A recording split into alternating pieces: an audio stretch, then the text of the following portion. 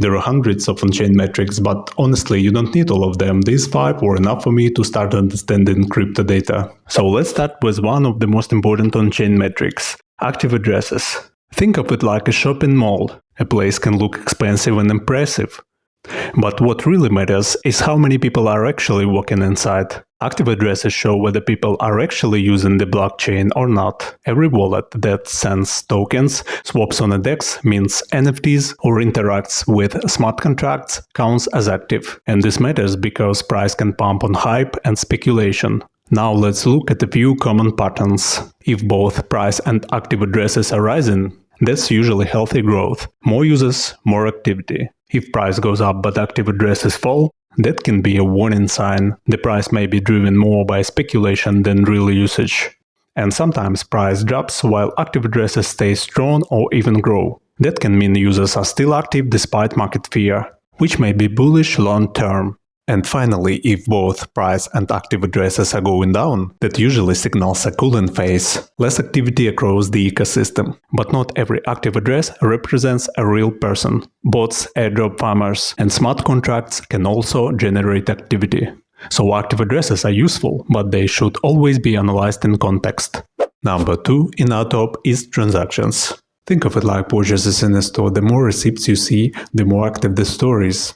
Transactions help us understand how busy the network is, whether there is real usage, if demand for the blockchain is growing, and how alive the ecosystem really is. High transaction count usually means people are actually using the network, not just talking about it. Each transaction happens when someone makes a swap, sends tokens, buys an NFT, interact with a smart contract, pays gas. If the action gets included in a block, it's a transaction. That's it, super simple. This metric becomes really powerful when we look at it together with active addresses. When both transactions and active users grow together, that's the strongest signal of real adoption. More users, more activity. The network is growing in a healthy way. If transactions increase but the number of users stays flat, it usually means the same wallets are doing more actions. Bots, traders, or automated strategies. Activity grows but the user base doesn't. When the price goes up but network activity goes down, it's often a red flag. Hype is growing but real usage isn't. If both users and transactions drop together, the market is taking a break. It's a natural cool-down phase. And next is transfer volume. This metric answers a very simple question: how much value is actually moving on chain? Transfer volume is the total amount of tokens transferred on a blockchain over a certain period of time. Every time tokens move from one place to another, it counts as transfer volume.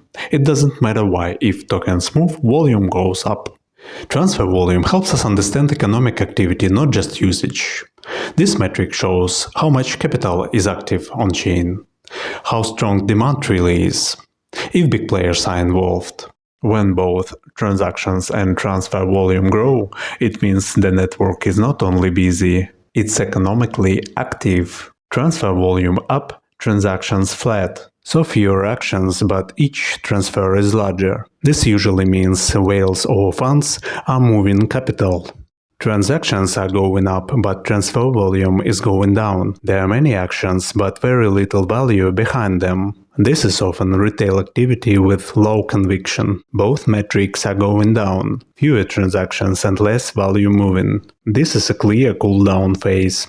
I'm grouping TVL and liquidity together here, because they are closely connected and usually analyzed side by side. Liquidity is about movement. How easy it is to buy or sell without moving the price. Think of an airport. In a small airport, one extra flight causes delays everywhere. In a large airport, traffic keeps flowing even at peak hours. That's liquidity. TVL is different. If liquidity is about movement, TVL is about commitment. It shows how much capital users are willing to leave inside the protocol. Back to the airport analogy. TVL is not traffic. It's how many planes are actually parked and based there. High TVL means users trust the system long term. Low TVL means they are just passing through. Together, liquidity and TVL tell us one thing. Are users just trading or are they actually committing? Alright, let's look at the patterns. When TVL is growing, capital stays inside the system. Users are committing, not just trading. High volume with flat TVL usually means money flows in and out. A lot of activity but low commitment. When TVL drops, capital is leaving the protocol. That can signal lower confidence or a shift in market conditions. TVL and user count growing together usually signals organic adoption. New users come in and they stay. When TVL grows but user numbers stay flat, capital is concentrating. Often this means whales or institutions are entering. This is a classic exit pattern. A lot of trading activity but capital is being withdrawn. You often see this before trend reversals. Many new users but small deposits. This often happens early in a product's life cycle or during short-term incentives. Even when price drops, users keep capital locked. That's usually a very strong long-term signal. Price goes up, capital gets unlocked. This is one of the most common DeFi patterns. Fees and revenue are technically different metrics, but together they help us understand whether a protocol is actually generating economic value. Fees show us how much users are willing to pay to use this protocol. Think about it like a toll road. Every time a car enters a highway, it pays a small toll. If a lot of cars are willing to pay and keep using the road, it means the road is useful.